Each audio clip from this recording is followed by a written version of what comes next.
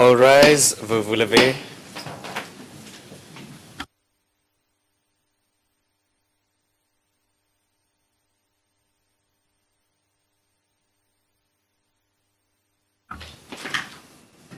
Please be seated, vous vous asseoir.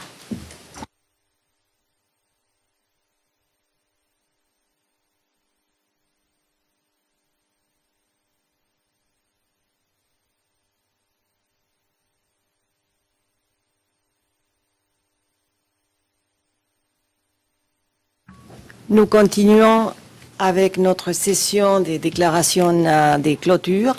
Je vois, Maître Kaufmann, que vous êtes tout à fait prêt. Est-ce que vous voulez commencer, s'il vous plaît? Vous avez la parole. Madame le Président, en fait, nous allons diviser la présentation de la défense en 4. Il y aura 2 présentations courtes par Maître Clavé, Gdri et Claver, et par la suite, je prendrai la parole, et ensuite, ce sera Monsieur Blégoudet. Tout d'abord, je vais demander à Monsieur Engel de prendre la parole, et j'avais mis un peu de Valium dans son thé ce matin, donc il va parler un peu plus vite. Pardon, je me reprends un peu plus lentement. Je souhaiterais faire 2 précisions par rapport aux propos de M. MacDonald. Ce que M. MacDonald nous a dit aujourd'hui sur M. Blégoudet, c'est certainement ce que le procureur à Alabama a dit par rapport à Martin Luther King en 1962. Nous sommes tous d'accord que c'est les médias qui ont créé le label Leader et qui ont créé Galaxy Patriotique. Et c'est pour cela que M. MacDonald se permet de nous montrer les clips qui démontrent cela. Justement, si nous allons 10 secondes avant le clip que M. MacDonald nous a montré, le 26 mars, nous verrons bien que M. Blégoudet se prononce au nom de l'Alliance. Ça, c'est juste 10 secondes ou 30 secondes avant que M. MacDonald commence le clip. Ensuite, M. MacDonald prétend que c'est des amis, que M. Blégoudet appelle les autres leaders ses amis. Cela n'est pas forcément faux, parce que, comme nous avons déjà dit, M. Blégoudet avait une politique de porte ouverte. Et juste comme Martin Luther King, il croyait que tous les bords politiques devaient écouter les discours de la paix et de la non-violence. Deuxièmement, je souhaiterais parler de la composition de la Galaxie Patriotique. Très rapidement, M. MacDonald a rajouté que M. Blégoudet est nommé comme la machette. M. Blégoudet lui-même va prononcer sur cela, mais nous proposons que cet nom qui était donné par les partisans de l'opposition démontre encore plus le fait que M. Blégoudet n'était plus associé avec le FECHI à partir de la fin de son mandat en tant que secrétaire général en 2000. M. MacDonald nous démontre aucun élément qui sont contraires aux propos de la défense qui indique que le CNRSI était entièrement indépendant de l'Alliance. Et ensuite, nous voudrions dire que M. MacDonald, il m'attend nos propos quand il dit qu'il y avait 2 groupes seulement. Comme nous avons très clairement dit, il y avait plusieurs groupes, notamment ceux qui sont non alignés, y compris l'Union de la Libération Totale pour de Côte d'Ivoire. Y compris le mouvement de M. Ouattara, Idriss Ouattara, qui était aussi non aligné. Lui-même dit qu'il n'est qu'un ami de Blégoudet et non partie de l'Alliance, comme prétend M. MacDonald. Enfin, M. MacDonald nous a indiqué, peu importe qu'il y a eu des distinctions au sein de la Galaxie Patriotique. Oui, nous n'en doutons que M. MacDonald voudrait bien ignorer les distinctions au sein de la Galaxie Patriotique. Mais les faits sont là, et les faits et les actions qui ont été accomplies par les acteurs non sous le contrôle de M. Blégoudet ne peuvent pas être imputés à M. Blégoudet. Merci beaucoup. Maître Ndri. Maître Ndri.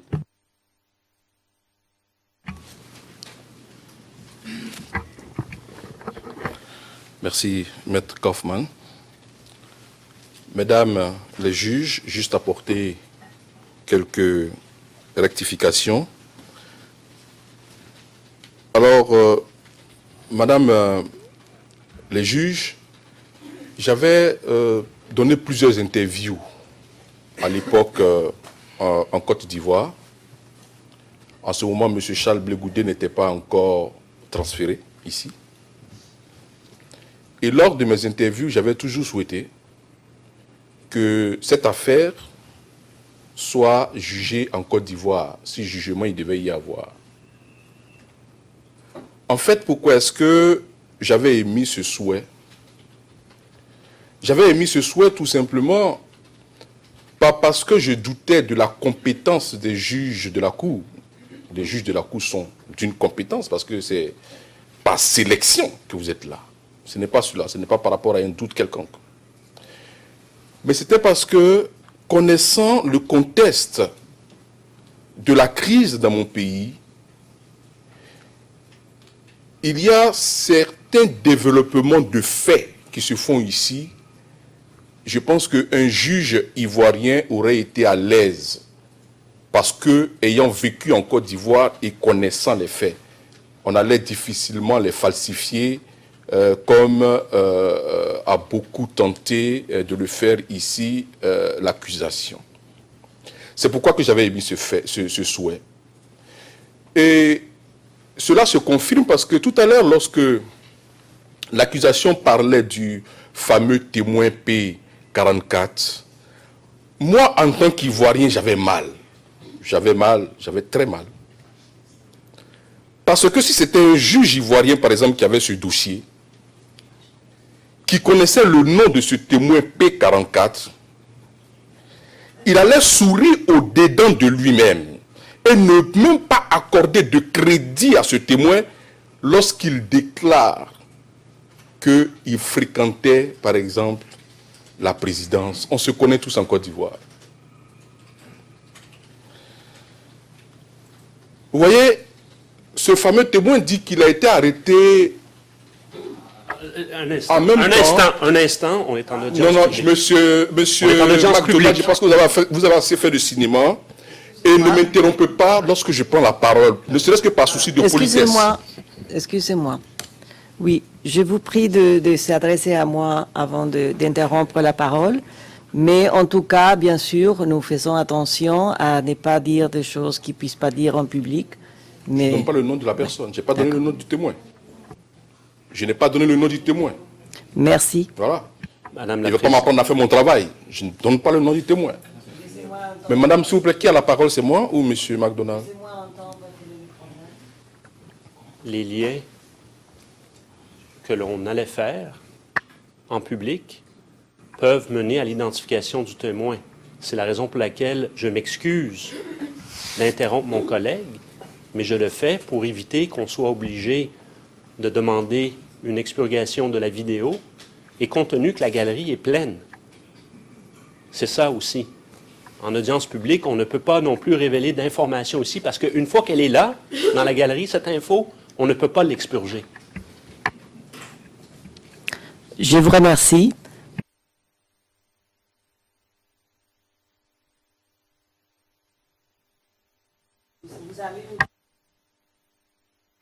Excusez-moi. Vous nous dites s'il faut passer en session privée ou à un moment donné. S'il vous plaît. Merci, Madame le Président. Je n'entendais pas, en tout cas, révéler le nom de ce témoin. J'en ai pleine conscience.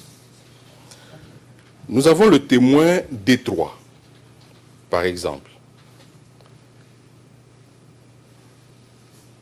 qui a ces déclarations qui confirment que le témoin P44, permettez-moi l'expression, mais il n'y a pas autre chose à dire, n'est qu'un menteur. Car tout ce qu'il a dit révèle effectivement que tout est mensonge.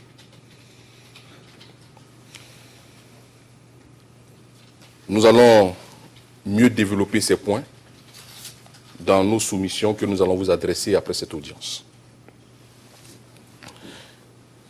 Monsieur McDonald, tout à l'heure, lorsqu'il a pris la parole, m'a confirmé purement et simplement que le document de l'accusation, si volumineux qu'il soit, si vous enlevez tout ce qui est reprise des organes de presse, il ne restera rien d'autre.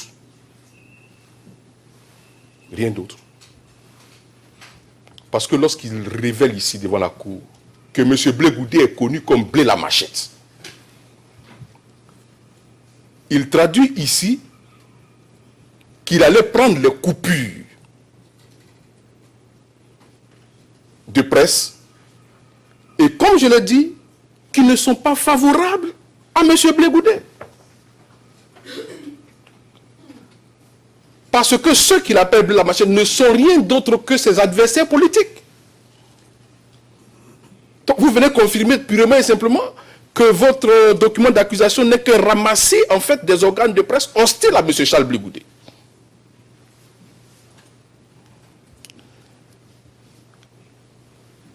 Madame le Président, Mesdames les juges, je voudrais dire que ce que je dis est tellement vrai que même pour l'identité de M. Charles Blé Goudé, l'identité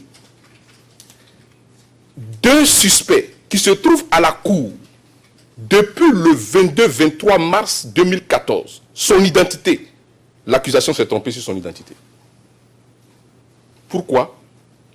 Parce que on est allé prendre pour l'identité de M. Charles Blé Goudé un livre et un magazine. C'est grave. Nous sommes quand même devant une cour internationale chargée de juger des crimes les plus graves. L'identité du suspect. On va prendre cela dans un livre. Ils se sont trompés. Ils disent que M. Charles Blé Goudé a un enfant. Je voudrais leur demander de pousser mieux leurs recherches parce qu'il a plus d'un enfant. Je voudrais finir sur un point. Lorsque je parlais en fait en connaissant mieux la Côte d'Ivoire, on aurait mieux compris beaucoup de choses. Le commando invisible. Hier ou avant-hier, l'accusation a présenté en fait des images avec des hommes en armes. Des personnes qui étaient habillées en civil. Si nous étions en Côte d'Ivoire, le juge ivoirien aurait compris tout de suite pourquoi est-ce que ces personnes sont en civil. Ce n'est pas une milice, c'est la police de Côte d'Ivoire. Ce sont les forces armées. Mais pourquoi est-ce qu'ils étaient habillés en civil? Et c'est là que je reprends une parole de l'accusation qui reconnaît qu'à partir d'un certain moment, la situation sécuritaire en Côte d'Ivoire s'était fortement détériorée. Vous avez un commandant invisible qui allait avec une voiture banalisée, des voitures banalisées, et il tirait sur des corps habillés. C'est comme ça que par mesure de sécurité, les hommes en uniforme ne revêtaient plus leur uniforme, mais portaient des t-shirts avec souvent des petits macarons là-dessus pour qu'on puisse les identifier. Je voudrais finir tout simplement par dire que lorsque j'avais dit tout à l'heure que la représentante des victimes, je me posais la question de savoir quelle victime elle représentait. C'est parce qu'on m'a dit simplement, c'est-à-dire je n'ai pas retrouvé toutes les victimes de mon pays dans cette cour. C'est pour cela que j'ai posé la question. C'est tout. Mais je reconnais la bonne foi de Madame Massida. Je reconnais sa très bonne foi. Je pense qu'elle a été induite en erreur. Et je sais pourquoi elle a été induite en erreur. J'ai plaidé. Je vous remercie. Je vous prie d'attendre un petit instant parce que j'ai un problème technique.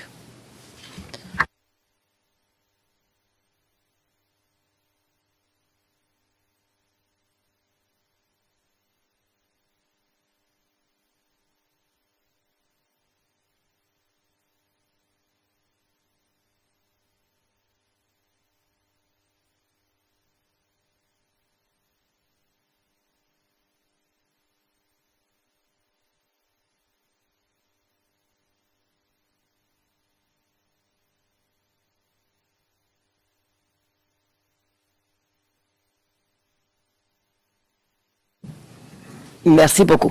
Vous pouvez continuer.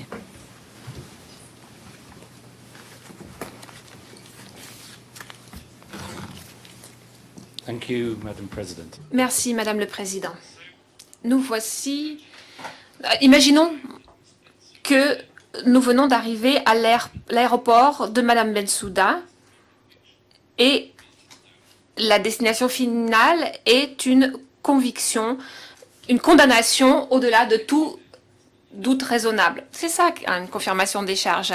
Et l'avion qui vous emmène là-bas, c'est un processus, une procédure juridique. Tous les avions, bien sûr, ont des écrous, des boulons, des moteurs et des ailes. Et dans notre cas présent, ces pièces, ce sont les éléments de preuve. Mon client est venu de son plein gré dans l'avion de Madame Bensouda. Et alors qu'il est assis en classe économique, qu'il a les genoux qui sont sous le menton tellement il est serré, il voit qu'il y a dans la classe affaires, un de ses amis d'université qui boit du champagne. Alors, l'avion se décolle et on entend tout d'un coup une annonce disant qu'il y a un incendie et que une aile est cassée, et c'est-à-dire que certains des éléments de preuve sont tombés. Le capitaine dit « Ne vous inquiétez pas, il y a toujours des raisons raisonnables de croire que l'avion peut voler. » Alors, dans ces circonstances, vous trouverez normal que M. Blégoudet crie et dise « Laissez-moi sortir de l'avion ». Est-ce que vous pensez qu'il a eu vraiment une chance réaliste d'arriver à destination? Alors, j'aimerais citer quelque chose.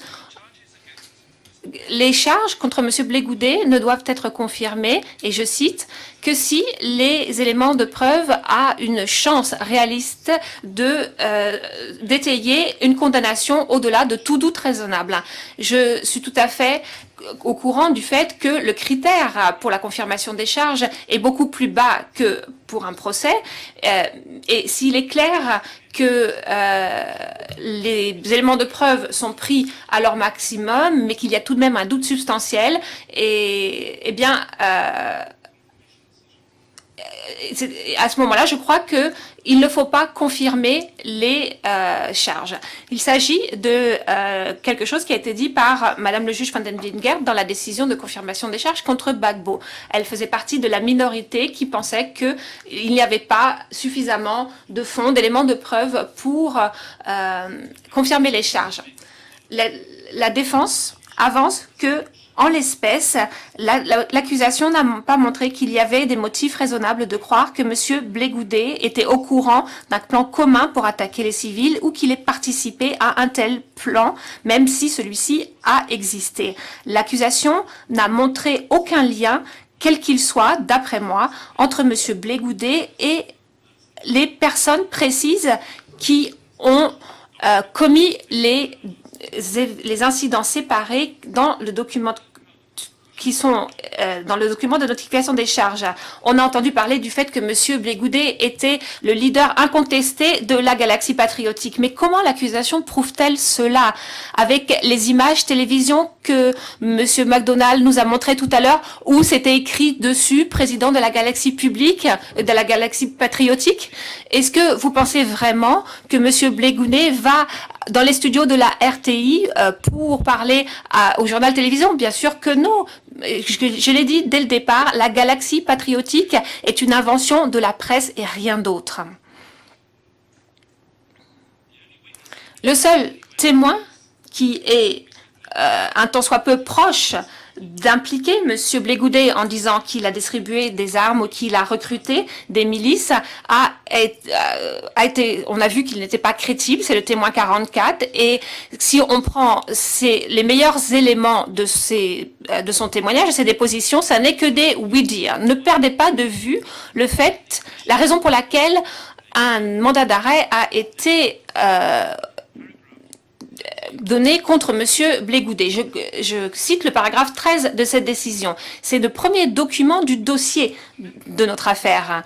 Madame le Président était membre de la Chambre préliminaire qui a donné cette décision. Voilà ce qui a été décidé. Monsieur Blé Goudet était présent à des réunions clés de l'entourage immédiat de Monsieur Gbagbo, a conseillé Monsieur Gbagbo et a conseillé Monsieur Gbagbo dans des décisions concernant le plan commun.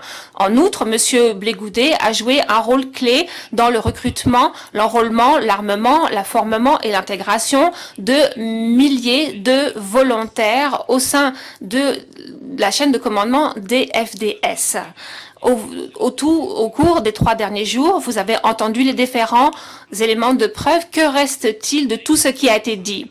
Les personnes qui étaient à l'intérieur de l'appareil militaire, c'est-à-dire les témoins de l'accusation, ont dit que pratiquement personne n'a été intégré dans le chaîne de commandement des FDS suite à l'enrôlement, suite à l'appel de M. Blé Goudet du 19 mars 2011.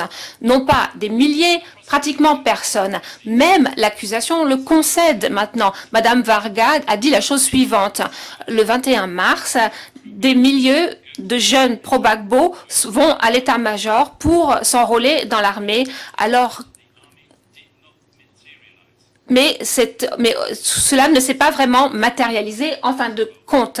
Transcript 6, page 29, lignes 12 à 15. Je ne crois pas que Madame Varga, ce qui est hors piste lorsqu'elle disait cela, mais il est très clair, c'est que depuis que Monsieur Blé Goudet s'est rendu à la cour, l'accusation a totalement changé sa théorie.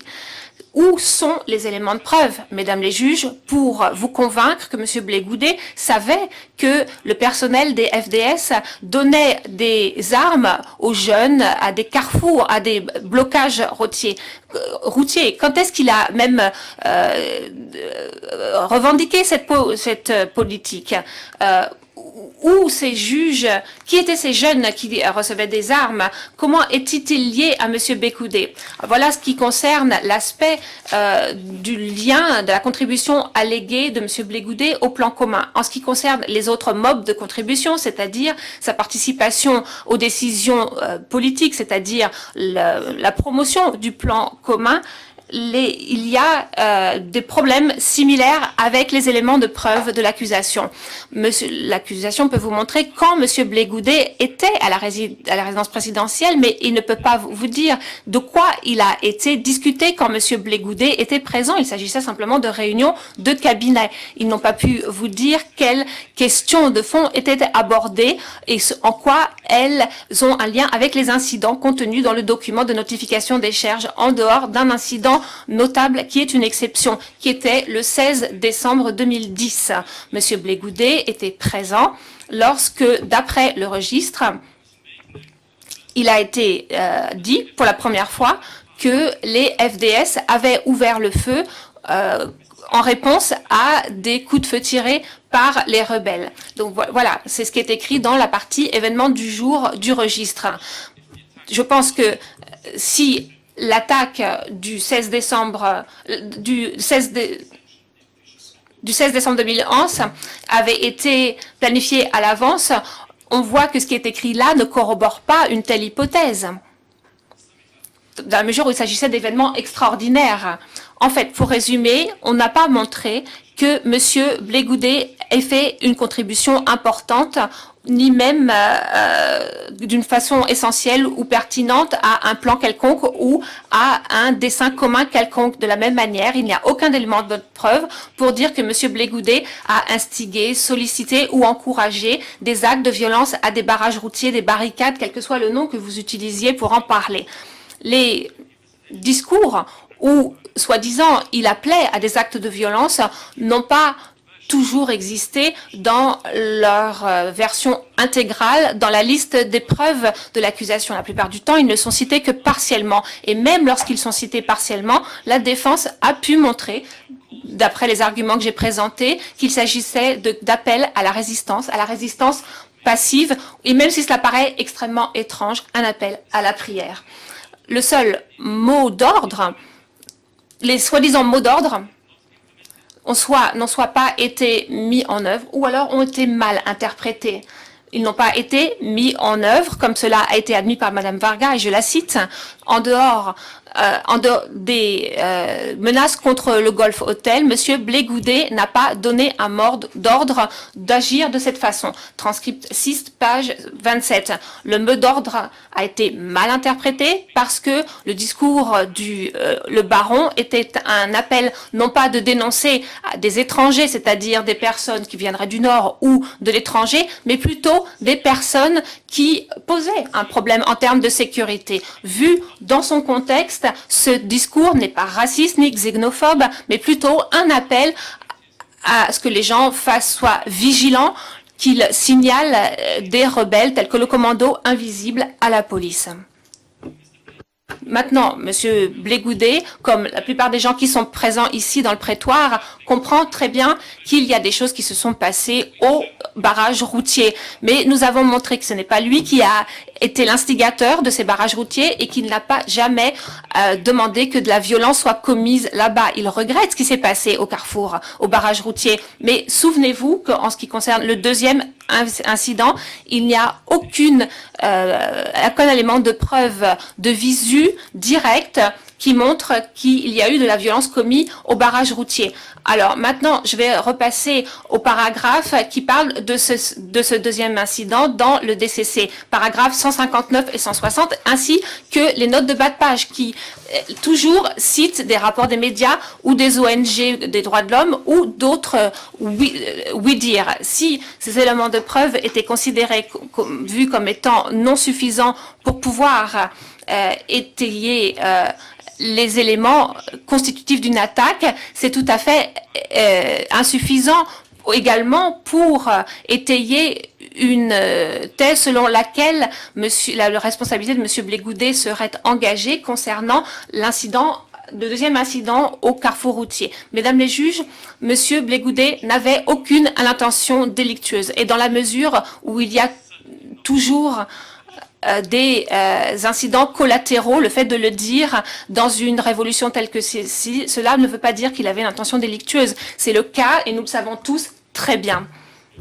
Je vois que tout le monde est ici rassemblé pour me voir parler.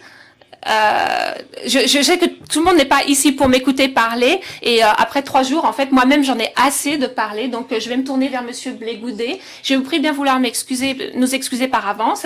Il va peut-être dépasser le temps qui lui a été imparti de quelques minutes. Nous vous prions par avance de nous en excuser dans la mesure où nous avons gagné un peu de temps et nous avons même perdu 20 minutes dans un de ces jours-là. Donc voici, je lui donne la parole. Merci beaucoup.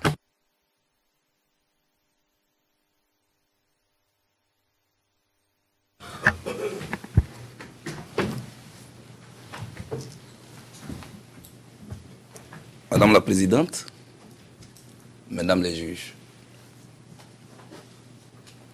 honorables membres de la Cour, je voudrais vous adresser mes salutations les plus sincères et les plus respectueuses. Vous savez, il arrive souvent que les circonstances de la vie et le chemin du destin vous conduisent au carrefour où s'entrechoquent les événements qui participent à construire l'histoire et qui font de nous des témoins privilégiés de ce que sera le futur. C'est peut-être mon cas, Madame la juge. Je me trouve ici, à la Cour pénale internationale, à un moment où, à tort ou à raison, une certaine opinion accuse cette Cour de servir d'instrument pour des règlements de comptes politiques contre des leaders africains indociles qui seraient même déjà condamnés avant d'être jugés. Ce qui mettrait à mal la crédibilité, l'impartialité, l'indépendance de cette prestigieuse institution. Vrai ou faux, Madame la juge, je n'en sais absolument rien. Dans tous les cas, je suis déjà là. Et j'ai donc toute la latitude de me faire ma propre opinion à partir de ce que ce célèbre philosophe Edgar Morin a appelé l'intelligence expériencée. C'est-à-dire, à partir de ce que je vais entendre, de ce que je vais voir dans cette cour. Mais rassurez-vous, la vérité n'ayant pas besoin d'espace pour s'exprimer, Madame la Présidente, c'est sans appréhension aucune, sans préjugé aucun, mais avec une confiance totale en cette cour de justice, que je me retrouve devant vous ce 2 octobre 2014, pour que soit située ma responsabilité dans la crise qui a endeuillé mon pays.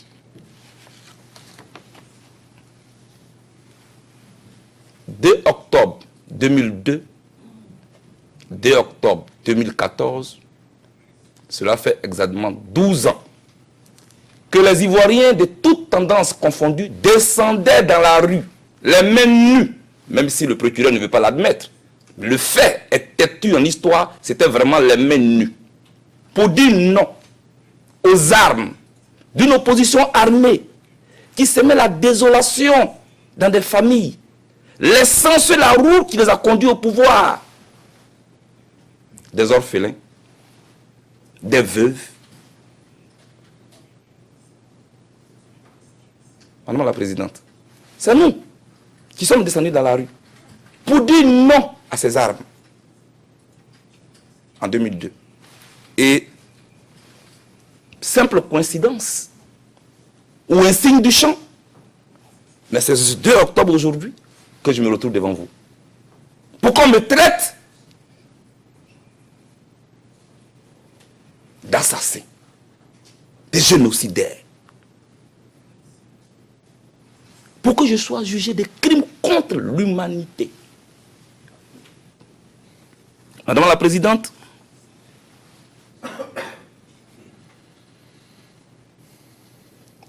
j'ai des précisions à faire.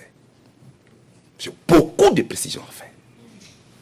Parce que cela fait plusieurs jours que je suis assis ici, à écouter. Ce n'est pas facile, mais il faut l'admettre, ainsi va la vie. Ma première précision est la suivante.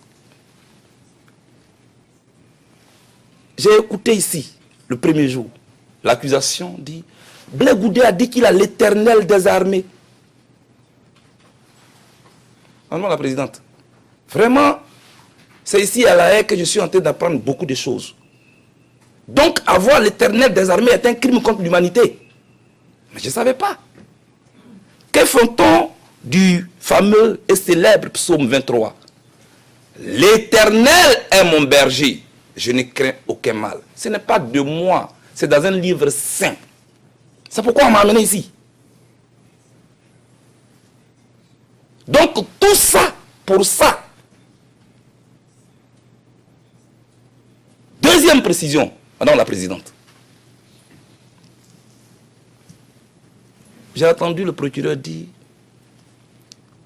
depuis la prise du pouvoir de Gbagbo en 2000, il avait un seul projet, comment se maintenir au pouvoir par tous les moyens, y compris la force. Non, non, non, non, non, non, non. Je suis assis ici, ce n'est pas vrai. C'est le contraire qui est vrai, et je vais vous expliquer. On ne peut pas tronquer l'histoire de la Côte d'Ivoire devant moi. C'est Alassane Ouattara qui, depuis la prise du pouvoir de Gbagbo en 2000, voulait l'enlever au pouvoir par tous les moyens, y compris la force. Et moi, j'ai les preuves de ce que j'ai dit. Près de 4 tentatives de coup d'État. De 2000 jusqu'à ce qu'on arrive à 2002, où Gbagbo Laurent devait être reçu par le pape. Le pape reçoit-il des assassins?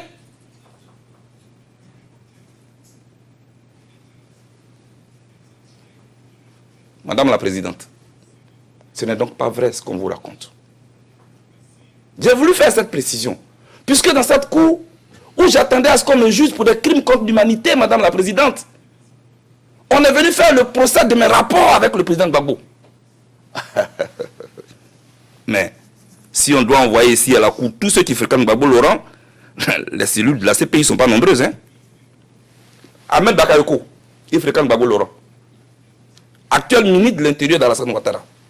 Et ce n'est pas l'expert indépendant qu'on a présenté, dont je parlerai tout à l'heure, Zorobi Epiphane, qui dira le contraire.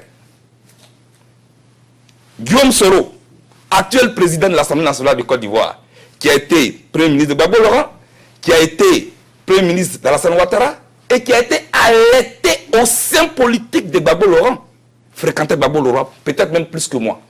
Et pourquoi il n'est pas ici? Blé Girao, membre de l'UDPCI, parti allié à Alassane Ouattara, fréquentait Gbagbo Laurent. Pourquoi il n'est pas ici?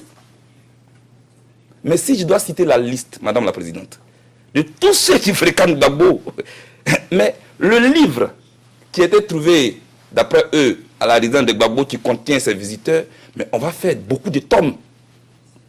Parce que ce n'est pas suffisant. Gbagbo Laurent est connu en Côte d'Ivoire comme un homme qui a la main ouverte, qui a le cœur bon. Même ses opposants les plus farouches le fréquentent. J'étais là un samedi quand il recevait Alassane Ouattara. Pourquoi il n'est pas ici? Parce que lui aussi il le fréquente. Madame la Présidente, j'ai entendu trop d'énormités ici. Et croyez-moi, en tant que jeune, je suis un peu troublé. De par tout ce que j'ai appris à l'école, on veut renverser tout cela en moi. Mais non, non, non, je vais garder mon calme. On m'a dit ici, Blé Goudé a accusé M. Alassane Ouattara d'être un farceur. Blé Goudé a pris un matelas pour aller faire une grève de la faim devant l'ambassade de France. Madame la Présidente, est-ce qu'il y a une action plus pacifique qu'une grève de la faim? Pourquoi on célèbre alors Mahatma Gandhi? J'ai fait une grève de la faim avec un matelas. C'est pour ça qu'on m'a amené ici. J'ai dit que M. Alassane Ouattara était farceur. Mais madame, nous sommes en campagne. Quand Nicolas Sarkozy critique les actions de François Hollande et vice-versa, pourquoi ils ne sont pas ici? Pendant la campagne, Madame la Présidente, ce qui se passe, c'est qu'on critique les actions de chaque adversaire. Alors, est-ce qu'il y a un article dans le statut de Rome qui qualifie ce fait, le fait qu'un adversaire politique traite son adversaire de farceur? Est-ce qu'il y a un article dans le statut de Rome qui nous convoque ici et pour lequel on doit nous punir? Est-ce qu'il y a un article, dites-moi, qui demande qu'on condamne ceux qui prennent un matelas pour faire la grève de la faim? Dites-moi, je veux savoir. Mon âme souffre, mon âme pleure, je veux savoir. Pourquoi vous m'avez amené ici? Pour faire le procès d'une casquette noire. Il portait une casquette noire, ça veut dire que c'était un coup. Mais respectez la Cour pénale internationale. Tu vas faire le procès d'une casquette noire? Mais un leader, pas un t-shirt, pas un habillement, Madame la Présidente, peut attirer ses partisans. C'est pour ça qu'on m'a amené ici. Oui, il est arrivé à 19h05. Mangou est arrivé à 19h10. Donc, ils sont allés faire le plan commun. C'est quoi ça? Je regrette que Mme Bensouda ne soit pas là, avec tout le respect que je lui dois. Elle qui a été ministre de la Justice du président Yaya Jammeh, elle sait très bien comment les réceptions se font à la présidence. Dans une salle d'attente, vous pouvez trouver plusieurs personnes qui sont là à la même heure. Cela ne veut pas dire qu'ils sont venus faire un plan commun. Même dans le bureau d'un simple maire d'une commune, vous pouvez trouver dans la salle d'attente plusieurs personnes qui arrivent à la même heure. Mais ils ne sont pas venus pour faire un plan commun, Madame la Présidente. Je suis vraiment choqué. Je suis vraiment ahuri. Et je n'ai pas fini. Blé Goudé a dit il faut chercher tous les pro-Ouattara à Abidjan et dans toute la Côte d'Ivoire pour les tuer. Je voudrais demander, Madame la Présidente, avec votre aide à l'accusation, est-ce une citation ou un commentaire? Si c'est une citation, qu'on vous dise quand, où j'ai dit cela. Si c'est un commentaire dangereux. Parce que depuis que je suis assis ici, j'entends. Blé Goudé a fait un discours de la haine. Dites-moi, de toutes les vidéos qui ont été présentées ici, quelle est la seule vidéo ou quel est le seul son qu'on a entendu ici où je suis en train de demander à des musulmans d'aller, à des chrétiens d'aller tuer des musulmans, où je suis en train de demander à une ethnie d'aller tuer une autre ethnie? Je n'ai vu aucune vidéo ici. Donc je me demande encore pourquoi on m'a envoyé ici. Ce sont des commentaires. Ils distillent la haine. Où sont les vidéos de la haine? Je n'ai pas encore vu. Où je suis en train de dire aux jeunes patriotes, allez, levez-vous, allez tuer les pro-Ouattara. Où j'ai dit ça? Je n'ai pas encore vu. On nous montre des photographies. Oui, il était avec Mian, il était avec Zegen, donc il faut un plan commun. Ah, pour tout le respect que je vous dois, c'est vrai. Moi, j'appelle à un meeting, des gens viennent y assister. Excusez-moi, je suis un peu poli. Je ne chasse pas des gens à des meetings. Ce n'est pas une salle où on contrôle des entrées et sorties. C'est un lieu public. Vous voyez? J'ai été éduqué et je ne peux pas chasser des gens d'une salle. Vous voyez, madame?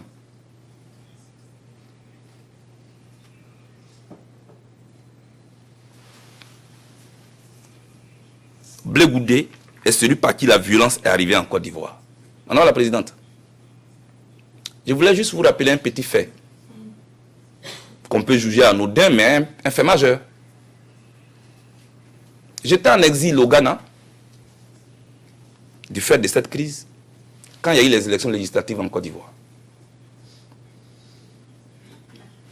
Le camp duquel je me réclame n'était pas du tout candidat. C'était le RDR d'Alassane Ouattara et le PDCI RDA Nari Kona Bédié qui s'affrontaient aux élections législatives, c'est-à-dire deux partis alliés. Et KKB, qu'on appelle Kwadou Kona Bertin, qui est le président de la jeunesse du parti allié de Ouattara, le PDCI RDA, est allé battre campagne pour le candidat du parti allié de Ouattara, à Bonon, une localité de la Côte d'Ivoire. Madame la Présidente, KKB a été passé à tabac, battu à sang. Moi, j'étais en exil. Moi, qu'on dit être celui qui est violent, un parti allié. Je vous demande pardon, Madame la Présidente. Que l'on oriente les regards là où il y a la vraie violence.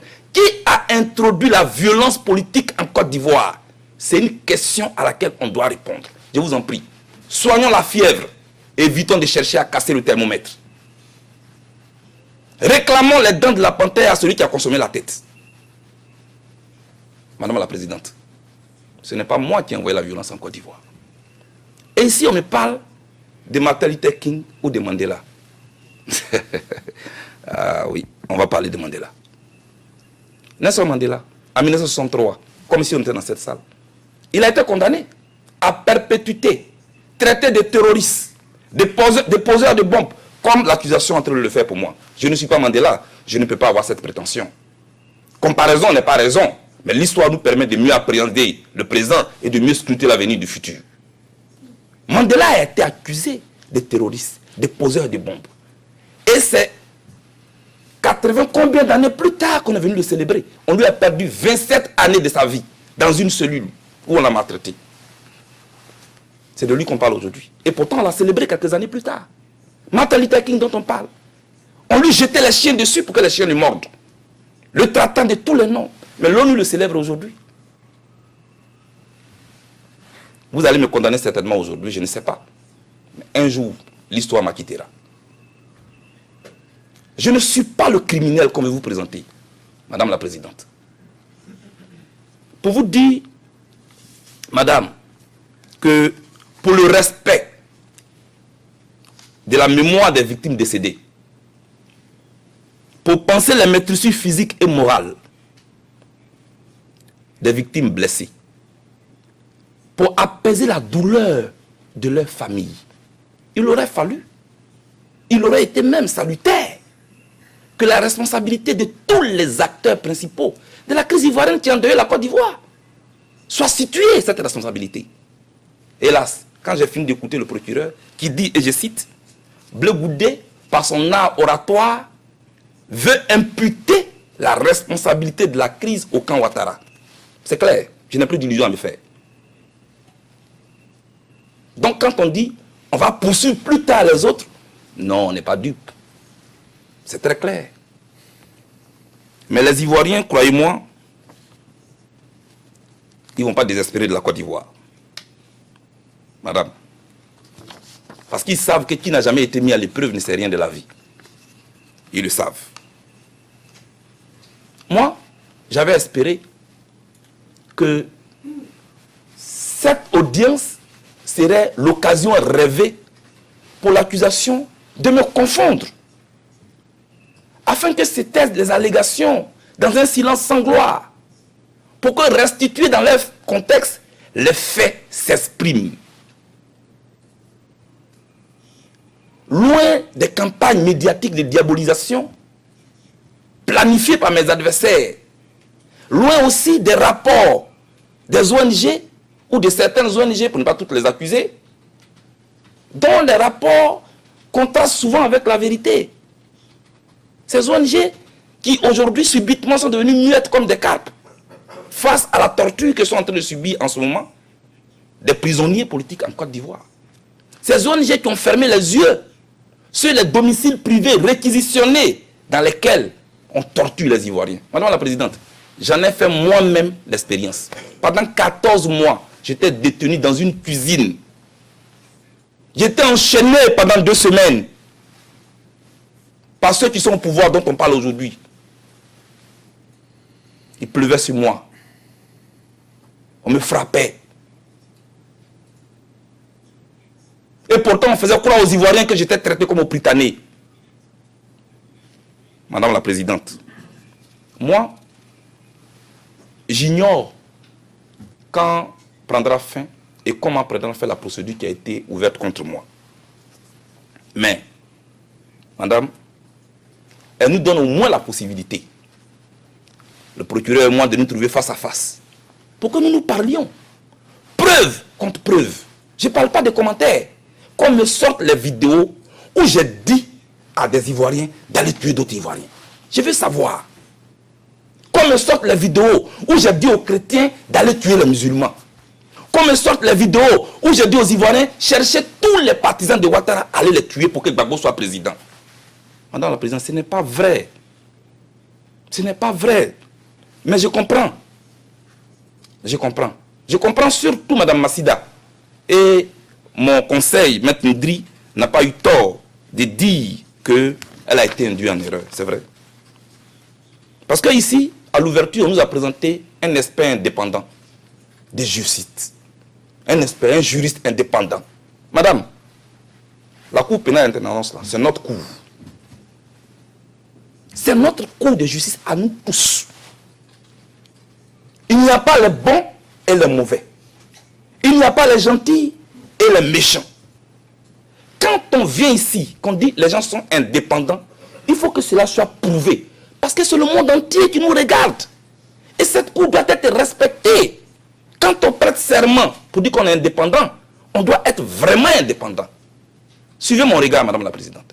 Zorobi Epiphane, qu'on a présenté ici comme un indépendant.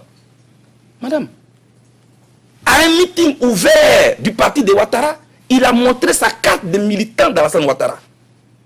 Il a même tenté d'être candidat sous la bannière du parti de Ouattara à Saint-Fra, sa ville.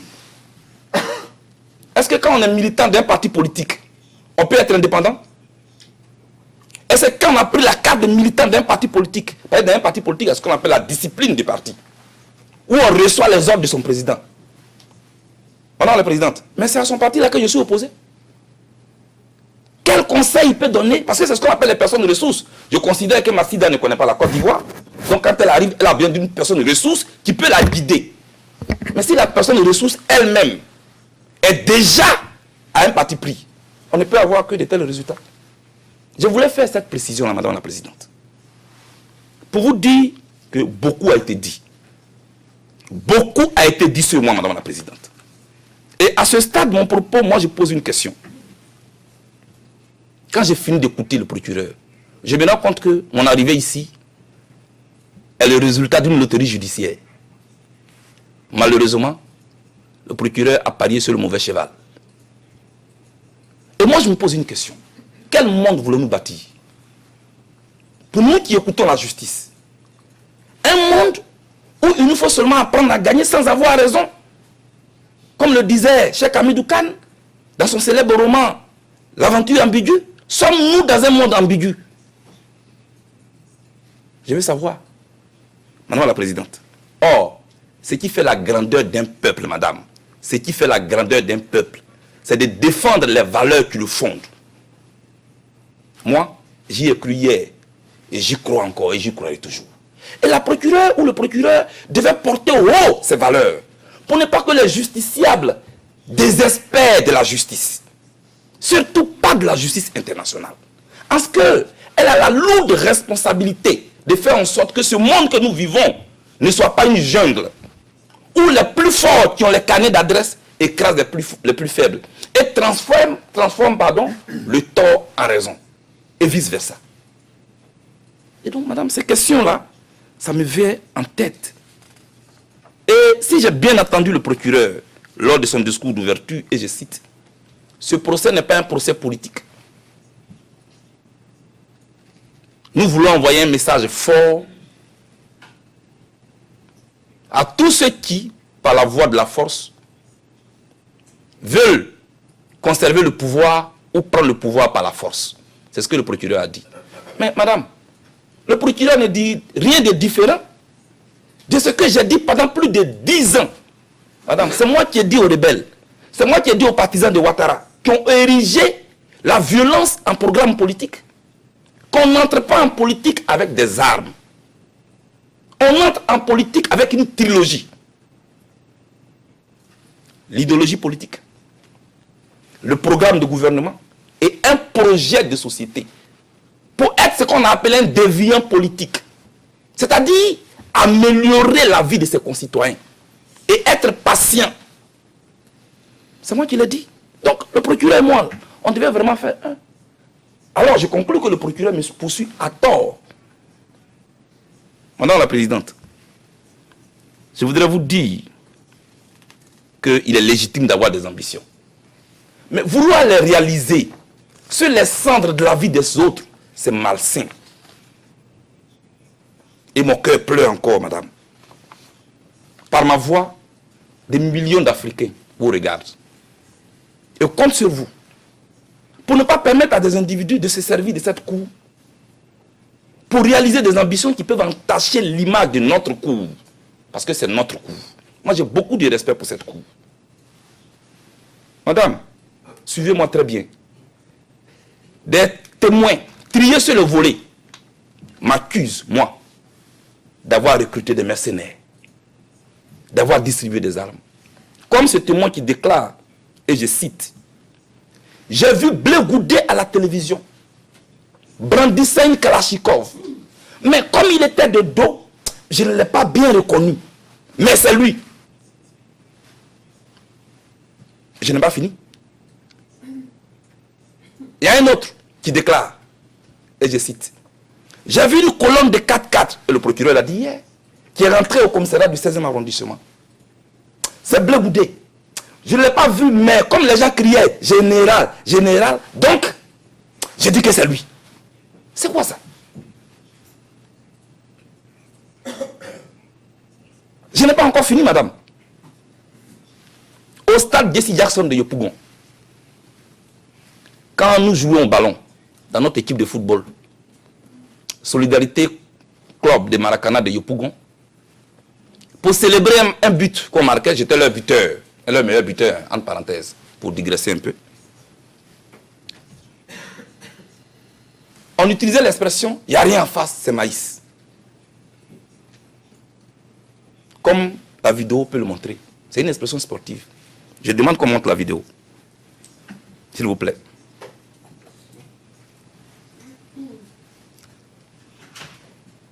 La vidéo est publique.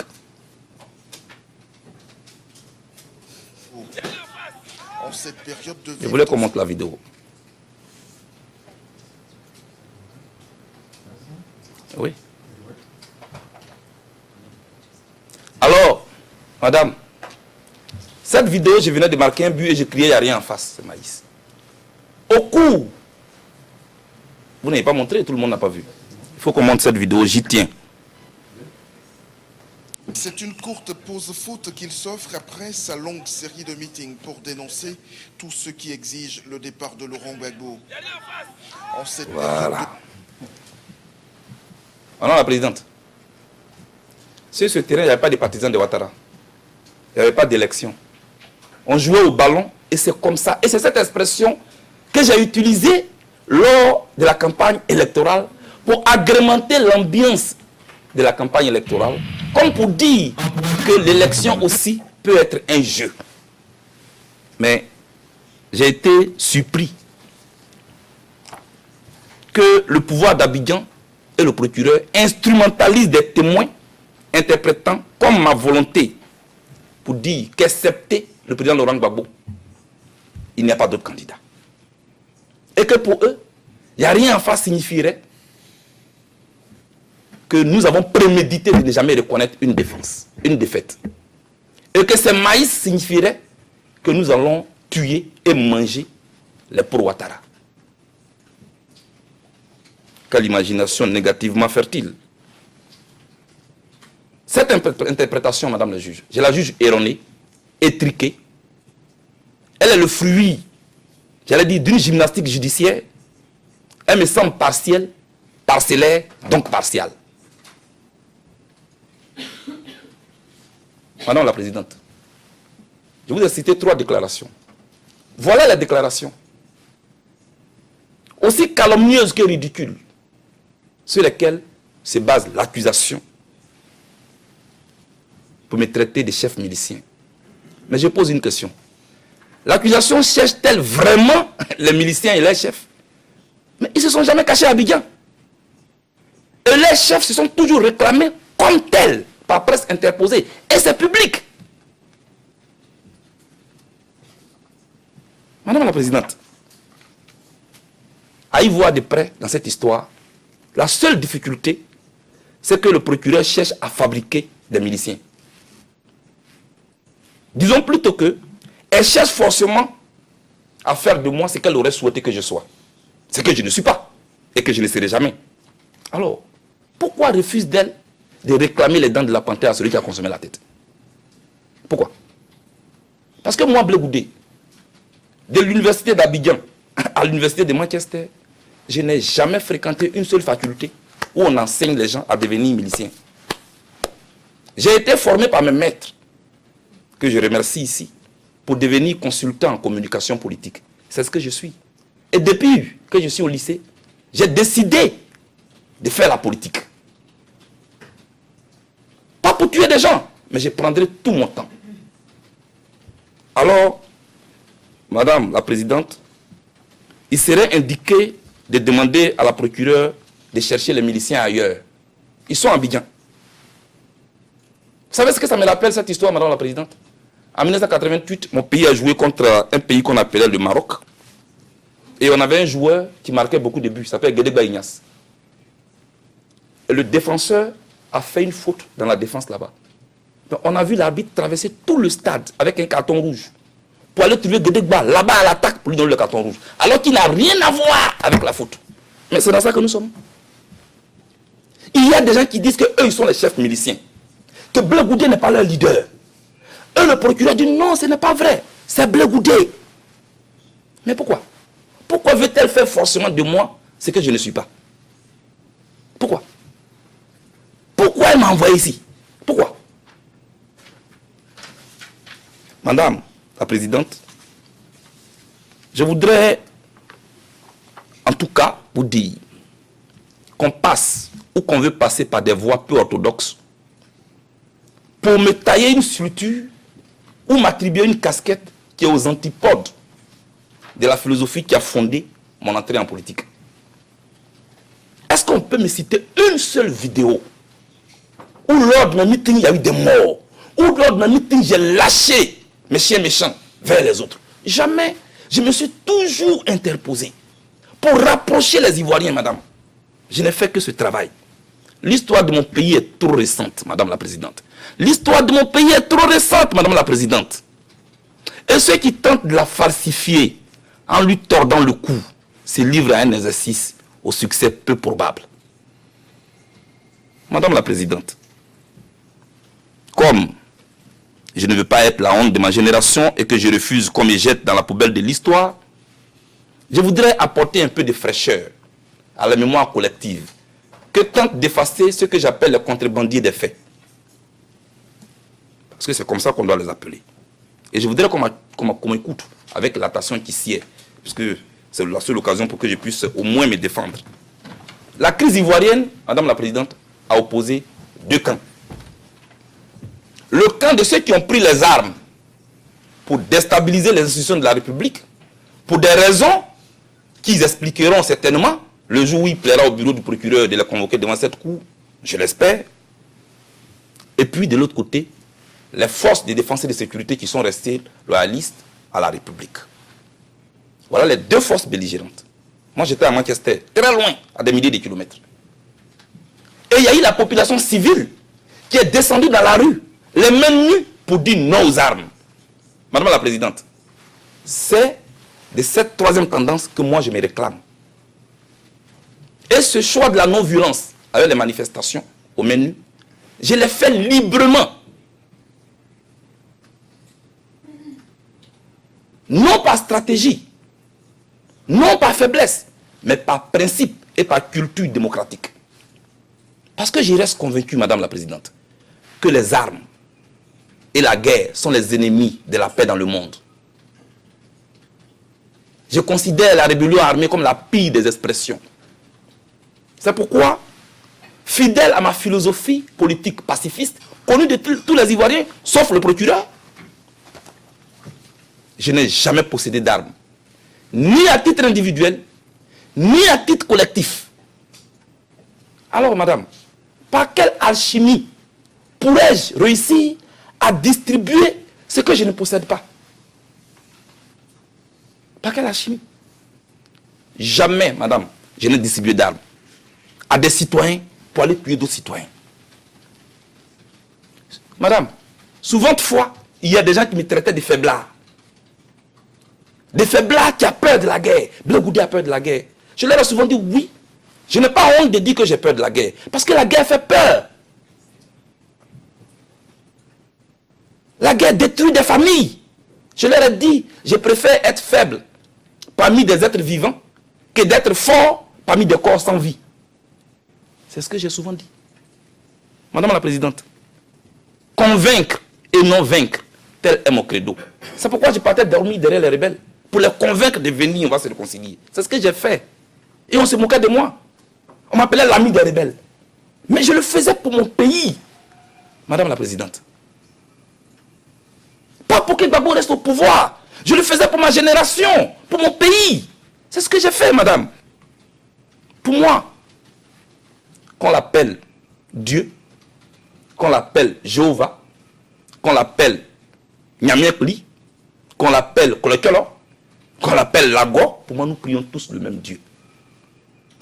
C'est pourquoi, Madame la Présidente, ouvert et tolérant de par ma culture, j'ai toujours tenu à rendre visite à tous les imams et à tous les chrétiens dans toutes mes tournées politiques. J'ai même souvent réparé, réhabilité des mosquées dans lesquelles j'ai souvent fait des dons. Ça, le procureur n'a pas vu. Madame la Présidente, dans ma maison, sous mon toit, je vivais avec une Burkinabé. Puisqu'on dit que je suis contre les Burkinabés. Il ne suffit pas de le dire, il faut l'appliquer, il faut le vivre. Je vivais avec une Burkinabé dans ma maison. Elle n'était pas ma servante, elle n'était pas à mon service. Je la prenais comme ma petite sœur. Pour le respect que je lui dois, je ne vais pas dire ici ce que j'ai fait pour elle. Mais vraiment, sa famille et moi, on est en contact. Et dans ma vie de tous les jours, dans ma vie, je suis avec ceux que le procureur appelle les musulmans du Nord. Mais qui est donc ce monsieur qui est contre les musulmans, qui est contre les étrangers, et qui vit avec eux, et qui est avec eux dans sa maison, et qui les a dans sa vie? Madame la Présidente, vous voyez, on m'accuse d'avoir incendié les lieux de culte des musulmans. Ce n'est pas vrai. Et je voulais vous le rappeler, pour la paix dans mon pays, j'ai pris beaucoup de coups. J'ai pris beaucoup de coups, Madame la Présidente, pour la paix dans mon pays. Chaque fois, et je parle sous le regard des Ivoiriens, chaque fois que le processus de paix a pris du plomb dans l'aile, madame, j'ai fait ce que j'ai pu. Je n'ai peut-être pas fait ce qu'on espérait de moi, mais je ne suis pas Dieu. J'ai fait ce que j'ai pu, madame. J'ai pris des risques énormes, jusqu'à aller dormir à Boaké, où personne ne pouvait aller. Parce que je voulais rassurer les Ivoiriens qu'on peut encore se parler. Je voulais convaincre l'adversaire qu'on pouvait encore défendre ce qu'on a en commun, c'est-à-dire la Côte d'Ivoire. Mais madame, j'ai sacrifié ma jeunesse pour mon pays. J'ai sacrifié ma vie pour mon pays, madame. Mes enfants n'ont pas pleinement bénéficié de l'amour que j'aurais voulu leur donner. Mais j'espère qu'ils me comprendront un jour. Parce que je vais leur léguer des valeurs. C'est pour eux et les enfants de leur âge que je me bats. Pour que demain, ils puissent vivre dans un monde meilleur. Un monde où on ne transforme pas la raison en tort, ou le tort en raison. C'est pourquoi je me bats, Madame la Présidente. Même mes proches, jusqu'à aujourd'hui, les personnes qui m'aiment et que j'aime, continuent de souffrir des conséquences de mon engagement. Ce pouvoir les traque. Les gens habitent toujours dans leur maison. Les gens leur arrachent leur forêt. Mon village a été incendié. Ça aussi, le procureur ne l'a pas vu. Mon père est mort pendant cette crise. Je n'ai pas eu la chance, hélas, de l'accompagner à sa dernière demeure. Le procureur n'a pas vu ça. Le procureur n'a pas vu ça. Et c'est moi qui viens traiter ici des criminels. Pendant que les criminels sont, madame, en liberté, en train de narguer mes parents. Mais madame, pendant que je parcourais hameaux, villes, villages, pour convaincre les Ivoiriens à se pardonner les uns les autres, ceux avec qui je croyais parler de paix,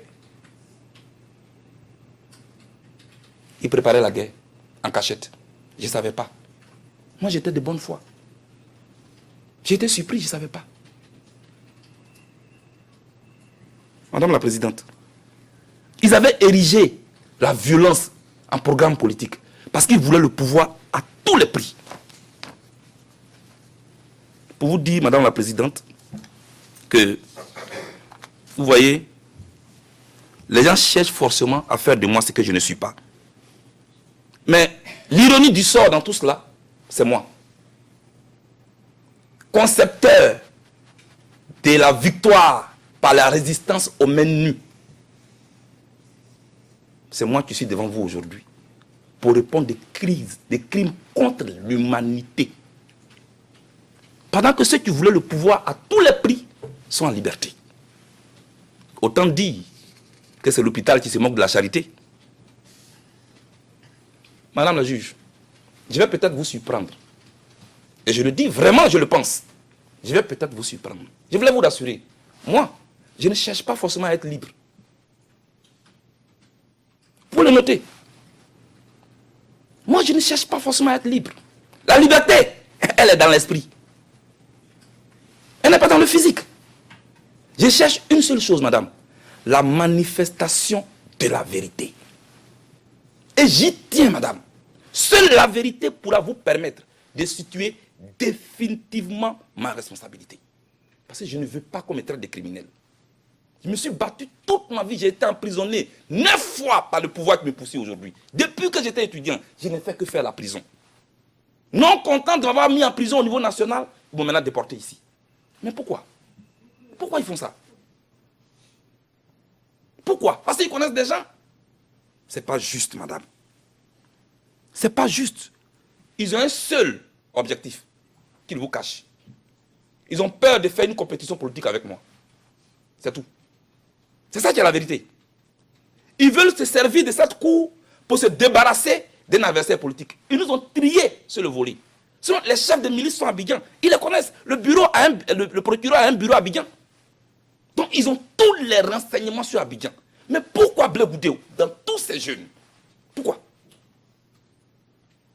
Je prends un matelas pour faire une grève de la faim. On m'amène ici. Pendant que ceux qui ont pris les armes sont au pouvoir et on leur déroule le tapis. Et c'est moi qu'on veut pas faire passer pour le bourreau. Mais pourquoi vous faites ça? Pourquoi?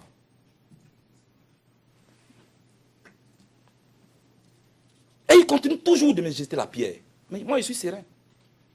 Qu'ils me jettent la pierre, ceux qui se croient innocents. Mais peut-être que j'en aurai besoin pour ériger mon piédestal en faisant éclater la vérité dans ce procès. C'est pourquoi j'ai dit que moi, je suis en mission. Donc moi, je suis tranquille. Je ne cherche pas forcément à être libre. Pour vous dire, Madame la Présidente, que je voulais rappeler à Madame Massida les victimes du commando invisible, les victimes d'Anokwa Kouté, ces populations sans défense, Madame, qui ont fui la mort pour aller se cacher dans des églises et dans des camps de réfugiés. Mais que, hélas, la mort a rattrapé. Imbibé d'essence, incendié par le commandant invisible. Le procureur n'a pas encore vu ça. À Abobo, à Abidjan. C'est comme ça que les gens fuyaient à Abobo pour aller vers Yopougon. Et c'est comme ça que les gens ont fait les barrages pour se protéger. On appelle ça l'instinct de conservation. Même les propres témoins du procureur l'ont affirmé. Eux, partisans de Ouattara, ont dit qu'ils ont érigé des barricades autour de la mosquée d'Oukouré pour se protéger. Donc ceux-là répondaient aussi au mot d'ordre de Blé Goudé. Demandez au procureur. Madame, moi je parle de toutes les victimes sans distinction. Parce que pour moi, la vie humaine est sacrée. Et un corps sans vie n'a pas de couleur politique, n'a pas d'ethnie, n'a pas de parti politique. Malheureusement, les représentants des victimes ont déjà choisi leurs victimes. Allez-y à Abidjan, pas à l'hôtel Ivoire, pas au Pullman Hotel, pas au Golf Hotel. Allez-y dans les confins de la Côte d'Ivoire, vous allez voir. Près de 1000 guerriers ont été ensevelis dans une fosse commune. Et les droits de l'homme dont vous citez les rapports ici, vous n'avez pas vu ces rapports aussi? Madame la Présidente, s'il a existé un plan commun en Côte d'Ivoire, moi, je n'en connais ni les concepteurs, ni les exécutants. J'ignore même les objectifs de ce plan. J'ai plutôt pris mon temps pour aller vers les victimes de la guerre, madame. Pendant 3 mois, j'ai fait le tour de la Côte d'Ivoire. J'ai même recueilli Priska, une jeune fille qui a été violée. Madame la Présidente. Elle a été violée par les rebelles. Je l'ai fait transporter à l'hôpital. J'ai organisé un fundraising pour qu'on lui construise une maison. Moi, l'assassin dont on parle ici, qu'on veut vous présenter. J'ai tenté de réconcilier les Ivoiriens, madame. C'est moi qui ai inventé cette expression. La valeur du pardon réside dans la faute, dans la gravité de la faute pardonnée. La valeur du pardon réside dans la gravité de la faute pardonnée. Le procureur n'a pas entendu ça. Dans toutes les chansons que j'ai fait enregistrer en Côte d'Ivoire, pour rapprocher les Ivoiriens. Madame la Présidente, voici exposé le plan commun que moi je connais. Madame, mais le procureur ne pouvait pas évoquer ça. Parce que lui, il veut présenter le Blé Goudé assassin, génocidaire. Mais moi, j'attends ici à la cour ces témoins. Pour qu'eux, moi, on parle de la Côte d'Ivoire et de sa crise. Pas de la Côte d'Ivoire de l'hôtel Ivoire. Pas de la Côte d'Ivoire d'Internet. Mais de la Côte d'Ivoire telle que la vivent les concitoyens ivoiriens. Dans sa réalité globale. Pour qu'on puisse réconcilier les Ivoiriens. Parce que la Côte d'Ivoire a besoin de ça. Et non de trier des leaders politiques dont on a peur pour les jeter ici. Madame la Présidente, les discours de la haine, je vous demande pardon. Envoyez-moi une seule, je n'ai pas dit 2, une seule vidéo où je suis en train d'inciter les gens à la haine. Quand je dis que le Burkina Faso est à la base de la crise ivoirienne, ça ce n'est pas la haine. C'est un fait. Les rebelles même le reconnaissent. Ils ont été formés au Burkina Faso. Et c'est de là qu'ils sont descendus sur la Côte d'Ivoire. Ce n'est pas moi qui l'ai dit. C'est ça qu'on appelle les faits historiques. Quand on dit que Hitler a mis les Juifs dans des camps de concentration, ça c'est pas la haine. Ce sont les faits historiques qu'on rappelle pour ne plus que ça se répète. Voilà, madame. Donc je n'ai pas incité les gens à aller tuer des Burkinabés. Ce n'est pas vrai. Madame la Présidente, au terme de mes précisions, et je vais finir bientôt, vous comprendrez aisément que les allégations contre moi résistent peu à la rigueur du droit.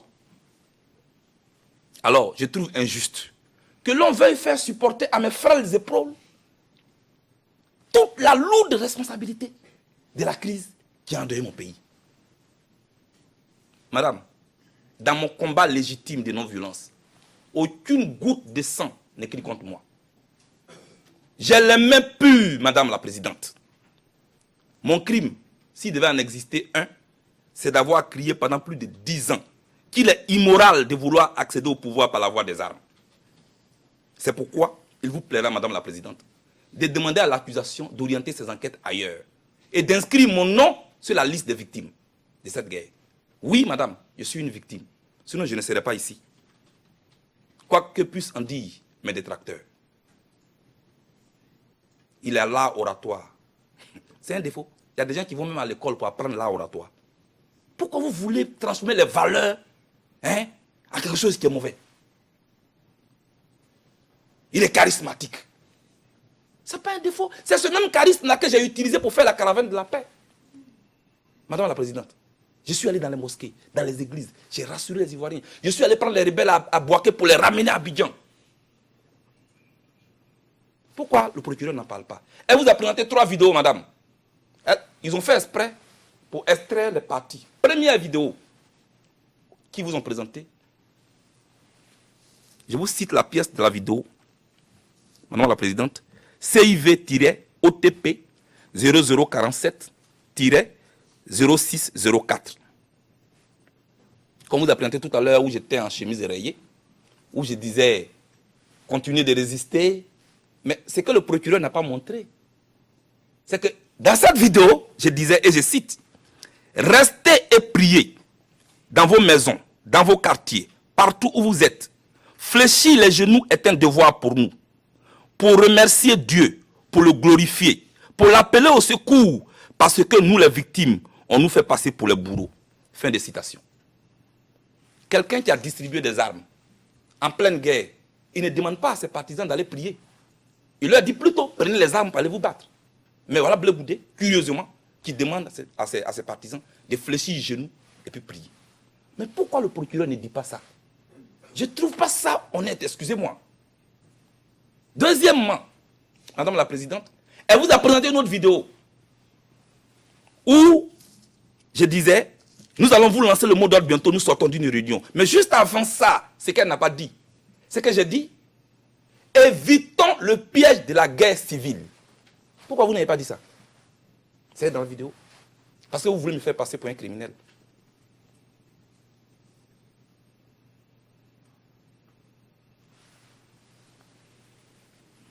Madame la Présidente, j'ai mal.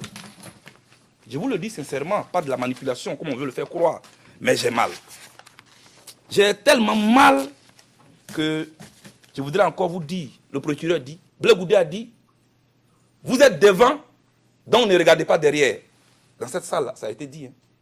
Donc cela veut dire, ne vous occupez pas des crimes passés.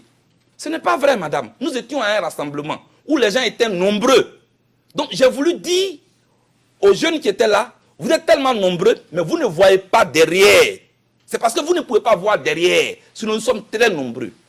Abidjan, on dit, à connaît pas, à demander.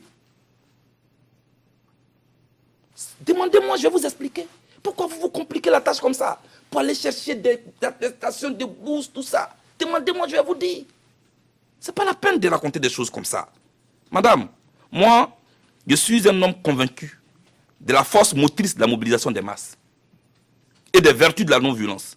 Pour moi, madame, celui qui accorde le pardon se débarrasse du fardeau encombrant de la haine. Je l'ai toujours dit. Je peux le dire avec force, peut-être avec des gestes forts. C'est ma nature. Mais cela ne veut pas dire que je suis violent. Ce que je dis, je le dis avec mon cœur. Je le dis avec mes gestes. Je le dis avec tout mon corps. Peut-être que c'est ça qui est la différence. Vous voyez? C'est ça. Mais je ne suis pas le seul leader qui parle ainsi, parce que je regarde la télévision. Je vois comment les leaders aussi font des gestes. Madame, pardonnez. Ça, c'est le fondement de ma philosophie politique. Aller vers l'adversaire. La tolérance politique. La culture de la tolérance. La générosité politique. C'est pourquoi je partais vers eux.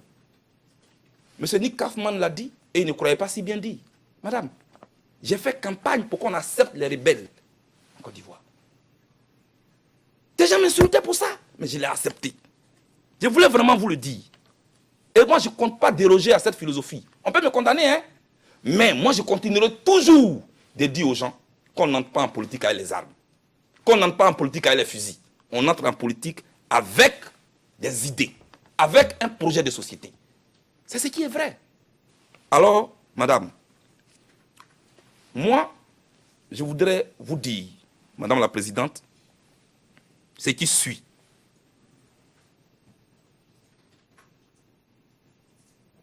Toutes mes actions politiques, ont été toujours guidés par un seul principe.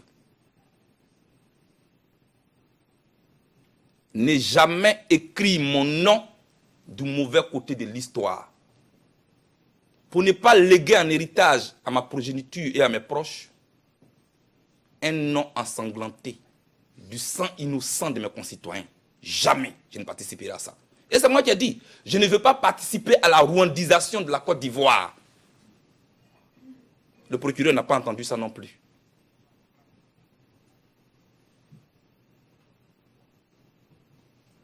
Madame la Présidente, le nom Blé Goudé ne m'appartient plus. Ça appartient aux Ivoiriens, ça appartient aux Africains. Alors j'ai toujours dit, ce qui doit gâter mon nom doit avoir un nom. Ce qui doit gâter mon nom doit avoir un nom.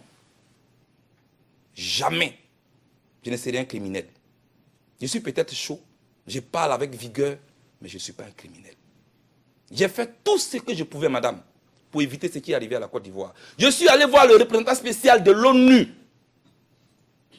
à la veille des élections pour lui dire, monsieur, je vous demande pardon. Ce que je vois, les partisans de Ouattara sont en train d'incendier les résidences du directeur de campagne de Gbagbo à Korogo, M. Maliou Koulibaly. Vous pouvez le vérifier sur Internet. J'avais Koulibaly, porte-parole de Gbagbo. Sa maison a été incendiée à Katioula. Je suis allé voir le représentant spécial de l'ONU pour lui dire, il faut que Gbagbo, Bédié et Ouattara fassent une campagne pour désarmer les cœurs avant les élections. Mais madame, on ne m'a pas écouté. Parce que les gens voulaient le pouvoir à tout prix. En fait, eux, ils avaient déjà leur plan commun. C'est eux qui ont le plan commun, ce n'est pas nous. Madame la Présidente, je voudrais que, au nom de la balance que je vois ici, sur tous les papiers en tête de la CPI, qui est le symbole de la justice, de l'équité, Madame la Présidente, je vous serai reconnaissant de me laisser rentrer chez moi, auprès des Ivoiriens, pour construire et bâtir ensemble avec eux la réconciliation et la paix, comme je l'avais déjà commencé, et pour continuer de dire à ceux qui n'ont pas encore compris qu'on n'entre pas en politique avec les armes, plutôt avec des idées et un projet de société. Madame, la prison, certes, c'est dur. Ça peut même durer. Mais ça ne dure pas éternellement. Et comment il s'appelle, Abraham Lincoln n'a pas eu tort. Quand il disait, pour une cause noble, on ne perd jamais son temps en prenant tout son temps. Il disait ainsi aux partisans de la vitesse que la vie ne se résume pas aux aiguilles d'une montre, mais plutôt à la qualité de nos actes pendant notre séjour bref et passager sur terre. Pour dire que mes adversaires ont la montre, moi j'ai le temps. Et comme je refuse d'être la honte de ma génération, madame, pour ce que je viens de vous dire, pour la non-violence, pour la vérité, pour le dialogue, pour la paix, je porterai ma croix avec dignité et honneur. Et mon père, Blégné pour Marcel, à qui je rends hommage ici, que je n'ai pas eu la chance d'accompagner à sa dernière demeure, m'avait dit, mon fils, un fruit bien mûr ne pourrit jamais en l'air. Tiens bon, il finit toujours par tomber. Pour dire qu'on peut peut-être me condamner aujourd'hui, mais un jour, l'histoire finira par m'acquitter. Madame le juge, non, je ne suis pas un anti-français. Non, je ne suis pas chef de milice. Non, je ne suis pas le présumé assassin des ressortissants du Nord et des musulmans de mon pays. Non, je ne suis pas un partisan de la violence, madame. Non, je ne suis pas un génocidaire. Madame, je souhaite une seule chose, que le droit nous départage et qu'on empêche que la politique entre ici, dans cette cour, pour ne pas que le droit sorte par la fenêtre. Madame, un jour, je suis convaincu qu'il fera jour et que je rentrerai chez moi. Que Dieu bénisse l'Afrique et apporte la paix en Côte d'Ivoire et partout dans le monde. J'ai fait confiance à la justice internationale. Je vous remercie. Je vous remercie. Nous avons donc conclu vos déclarations de clôture. Il faut seulement décider finalement pour la suite de la procédure. On avait discuté la possibilité ou pas de faire des observations écrites supplémentaires. Nous avions dit au début que c'était notre préférence de pas les avoir, au moins que ça soit absolument nécessaire. J'ai entendu les procureurs et les représentants légaux des victimes nous dire que eux, ils souhaitaient pas et considéraient pas ça nécessaire. Et je voudrais savoir, Maître Kaufmann, quel est votre avis à ce moment?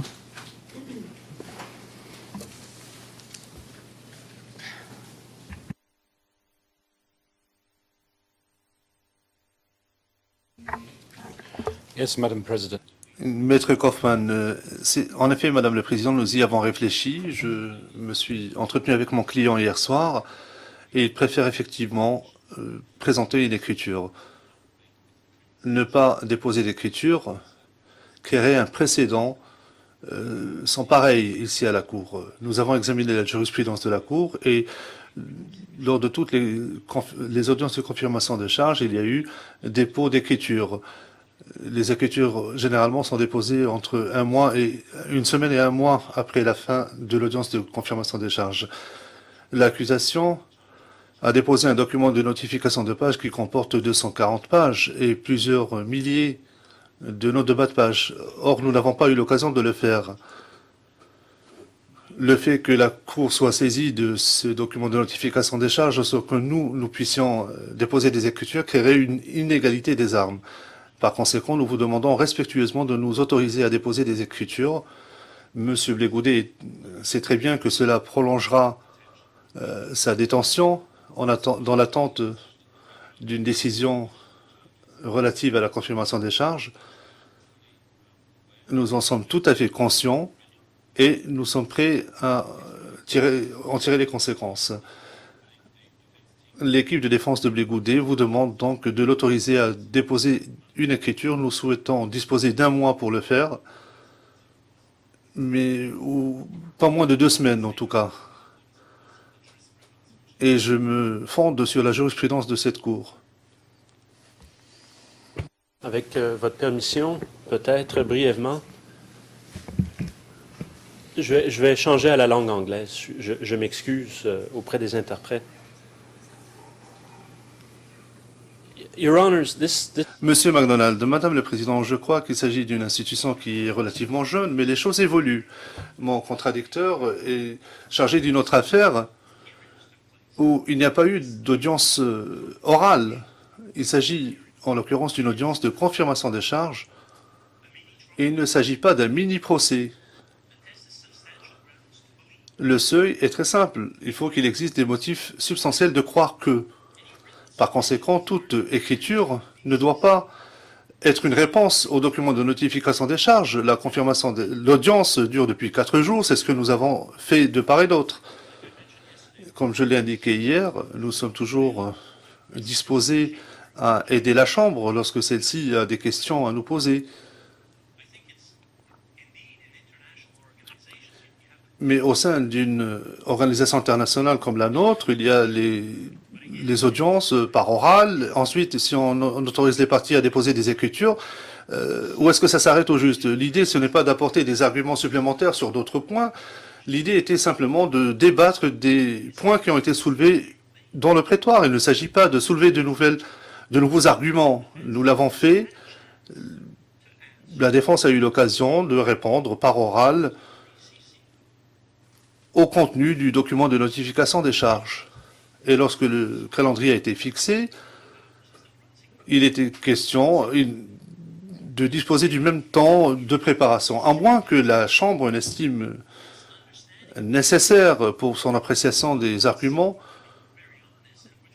Enfin, ce qui serait utile du point de vue de l'accusation, parce que nous allons déposer nos écritures avant la défense, et ce qui serait utile, qu'est-ce qui pourrait aider la Chambre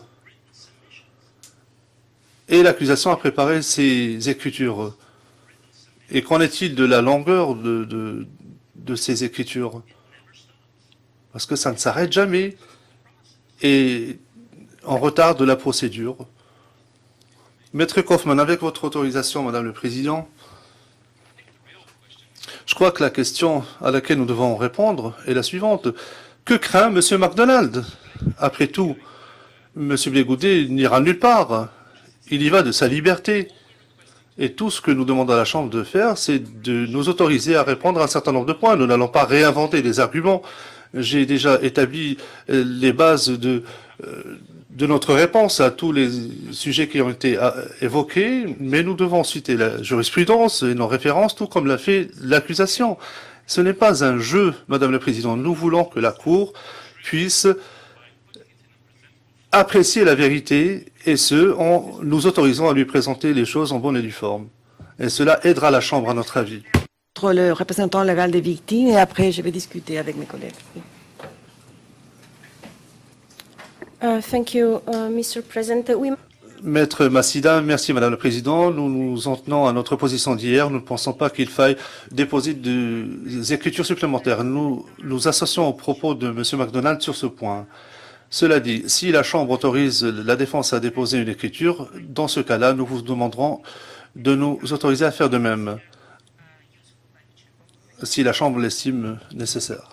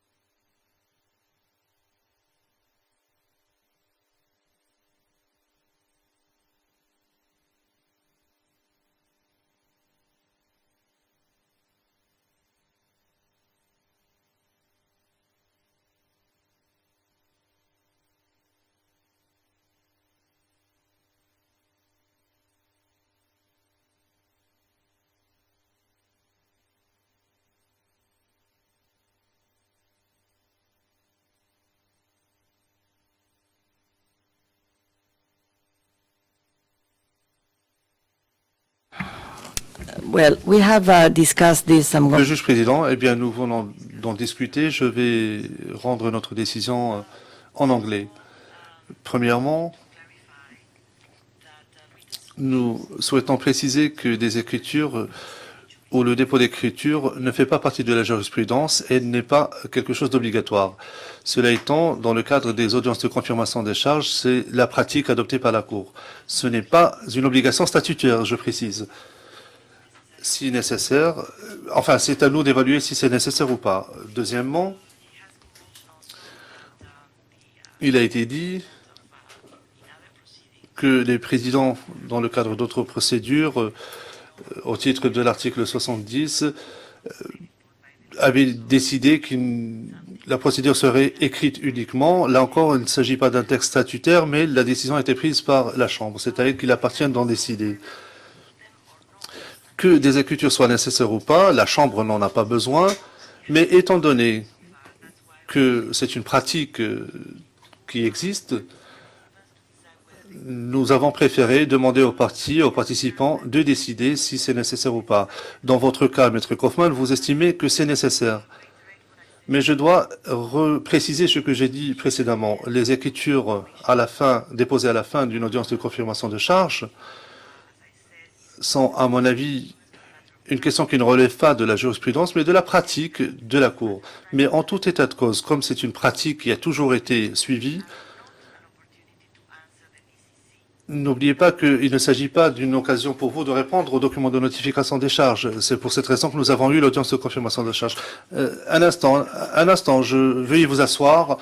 Maître Kaufmann, non, c'était simplement par respect, Madame le Président. Le Président, asseyez-vous, s'il vous plaît. Donc, si je vous autorise à déposer des écritures, soyez bref, ne discutez que des points qui ont été abordés lors de l'audience de confirmation de charges. Ce n'est pas une occasion supplémentaire de répondre aux documents de notification des charges, mais simplement pour réagir à des choses qui ont été abordées et débattues en audience. Deuxièmement, je sais que vous avez exprimé le souhait de diligenter la procédure. Et il faudra alors que le dépôt des écritures se fasse dans un délai très court. Vous avez décidé que ce n'est pas nécessaire, mais si vous souhaitez néanmoins déposer des écritures, vous allez devoir respecter un délai très bref. En conséquence, et ceci s'applique aux procureurs et aux représentants légaux des victimes, si vous le souhaitez, vous êtes autorisé à présenter des écritures d'ici au vendredi 10 octobre. Donc vous disposez de 5 jours ouvrables pour le faire. En ce qui concerne la défense, la Chambre vous autorise à déposer des écritures, mais au plus tard, le 17 octobre. Vous bénéficierez ainsi de 5 jours supplémentaires pour réagir à ce que vous aurez reçu. Vous avez donc 2 semaines pour vous préparer à la lumière de ce que vous avez entendu lors de l'audience de confirmation de charge. Rappelez-vous que vous avez une autre échéance, celle du 20 octobre,